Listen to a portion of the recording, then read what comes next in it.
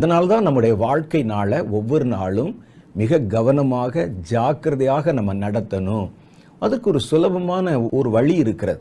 தினசரி நீங்கள் படுக்கையில் படுக்கும்போது கண்ட காரியத்தை பற்றி நினைக்காம அல்லது தூக்கம் வருகிற வரைக்கும் ஏதாவது சோசியல் மீடியாவில் உங்களுடைய நேரத்தை செலவழிக்காம இது உங்களுடைய படுக்கையிலே ராஜாமங்களிலே உம்மை நான் நினைக்கிறேன் என்று சொல்லி கர்த்தருடைய வேதத்திலே பரிசுத்தவான்கள் சொன்னதைப் போல படுக்கையில் படுத்திருக்கும் போது, நான் ஏற்கனவே உங்களுக்கு சொன்னேன், நம்முடைய வாழ்க்கை ஒரு புஸ்தகச் சுருள் மாதிரி.